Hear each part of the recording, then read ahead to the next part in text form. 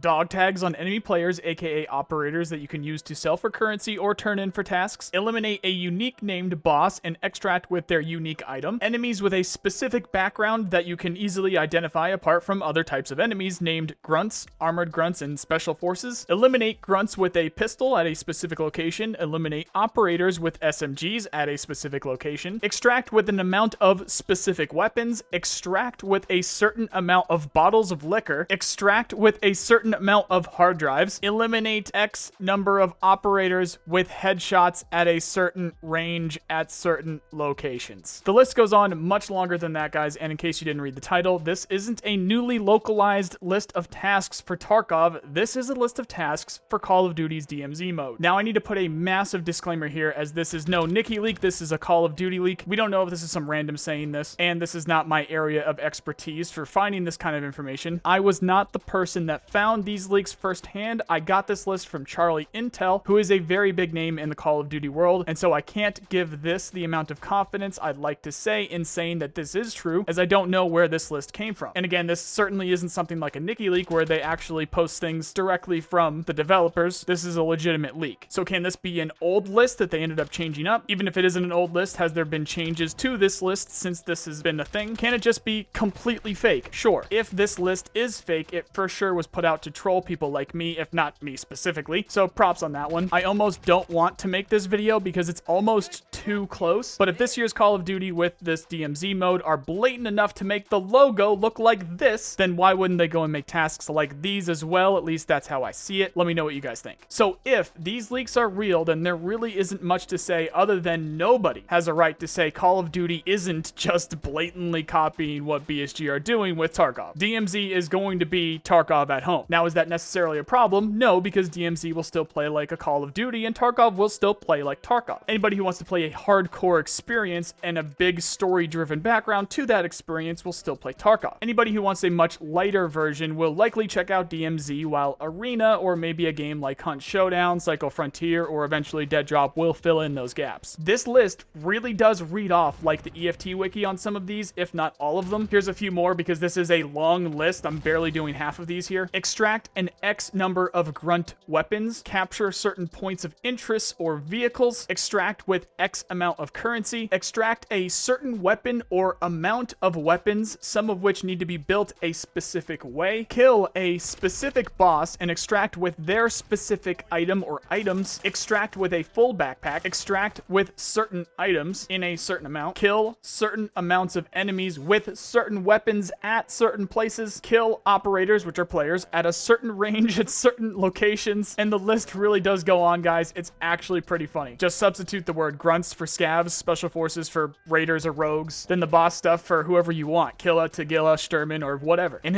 it really is that funny.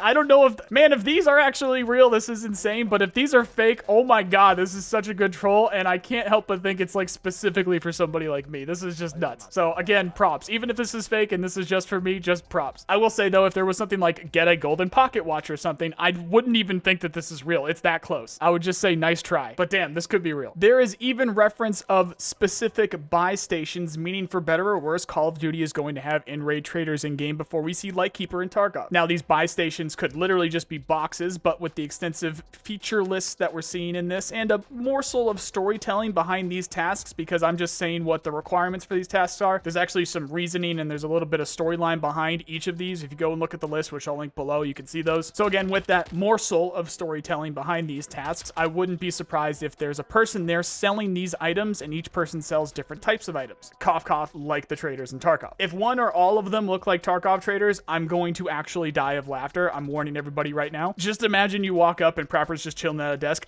I'm gonna actually die laughing if that's a thing. My face hurts from laughing so hard just for reading this list. Honestly, I only see this as a good thing for gaming, where so many people really liked the gameplay Escape from Tarkov has to offer, but couldn't put the time in or achieve the skill level or pray to the right desync bug or spawn gods to progress far into it. At least now those players have a place to play, or at least that's the idea since we haven't seen the full game yet. Not to mention, it's also going to be free to play, meaning loads more people will play it, and everyone is going to be running around with their purchased skins and emotes like a bunch of cartoon characters. These will be very similar, but they just won't be the same games. So not worried there. Since we're on this subject, I would also like to add in here, it's almost a likely possibility that they put an extra microtransaction on this list of skins and stuff to also include guns and gear. I can totally see Call of Duty doing that, and Call of Duty has a system right now that many already see as pay to win for Warzone, where you can buy blueprints for weapons. The weapon itself isn't available if you buy it, so you can only use the blueprint one you specifically purchased. Even though you can't change the attachments, you still have the weapon, and sometimes the attachments on the weapon is already sort of a meta build, if not a meta build, so you don't need to progress, you just pay money and you get that really good weapon. In this new Call of Duty, you can unlock weapon attachments for all weapons that can use those attachments once you have the attachment unlocked or the blueprint. So if there's an optic or stock or grip that's really good and takes a long time to grind to, if there's a blueprint with that attachment on it, you will automatically unlock the ability to put that attachment on any weapon that can use that attachment. With a free-to-play game like Warzone, of which DMZ is going to be attached to, that is an absolute deal breaker for me if DMZ has the option to do something like that. It's just downright not what the game is supposed to be. So much so that a part of me actually believes there's a possibility they don't end up doing this for DMZ because it will just kill so many people wanting to play it. But again, damn, can I see them doing something like that, which would be a real bummer. Now, what's set in stone based on the beta gameplay is the core gameplay mechanics and movement, while weapons still can be balanced and changed as they upgrade from levels to levels, although we did see a bit of the gunplay here. You will still move around and play like it's Call of Duty. You're going to be jumping around corners and doing the slide canceling, even though they tried to remove it. I guess that might still be a thing. We'll see what ends up happening with that, but the jumping around corners and stuff is definitely still there. But the things you'll be doing are extremely similar to Escape from Tarkov, apart from the mention of specifics around three things: persistent stashes, medical system, and vehicles. Vehicles were clearly referenced in the leak, and they do seem to be something that will be common in DMZ. They were very common in the invasion and ground war game modes in the beta, while some were downright difficult to live with if a good player was controlling it and your team didn't really know how to equip or use anti-tank weapons. I'm very worried about this because it is a breaking point for the current Battlefield game where vehicles just own the gameplay, and I can see this being a major issue if you can't find ways to deal with them in DMZ. Now, do I think they're going to be as common as we see in the invasion and ground war game modes? Very likely not, but they are referenced here in these tasks, so they're going to be there. We're just going to have to see how many there are. This is now a major tipping point for me, and we'll see what happens with it in game. Not as major as the stuff with the microtransactions, but we'll see. Next is the medical system. This was the same as it has been for Call of Duty for the last couple years in the beta, where you will regen health after a while automatically, but can use stims to speed it up. There was also some stuff that'll allow you to get more armor, and a last stand type of thing that will allow you to pick yourself back up after what should have killed you. These were both options that replace a secondary grenade or equipment type of perk, so it's a trade-off. So the question here is, when you're in DMZ and all of that fails you, we still don't know if you can go back, like if there's a respawn, or if you can go back into the same instance, or if you're done like Tarkov. Then we have the lack of proper confirmation for the persistent stash. If these weapons, cash, and items we're extracting with can't be saved for later, where we also lose them on death if we choose to bring them in with us, then it's just not the same. I will say though, given what the developers said at COD Next and what these tasks allude to, it really does seem like that's the case, where we have some place to safely store these items, and it is persistent. There's just too many hints at it for that not to be the case in some form or another. Is it possible that it all just goes back to money and then you use that money to buy kits? Sure, there's some stuff that can pop up with that. We still don't know. But like I said, based off of what the developers said, based off of what we're seeing here, it does really seem like there should be a stash and a finite amount of items that you can use in quote-unquote raid for DMZ. Again, I've linked this full list of task leaks in the description if you want to read the list for yourselves. It's funny because it does read like an EFT wiki on a lot of these. Let me know what you guys think in the comments. Still very quiet on the BSG and Tarkov side of things, but you already know the instant that they say anything, you'll hear it here first. To be sure though, you can also follow me on Twitter or join the Discord, links below. For the latest Tarkov news, check out these playlists here. If you like this video, then you know the drill. Please subscribe. I really appreciate the people who do. Otherwise, thanks for watching, and I hope you have a nice day. See you guys.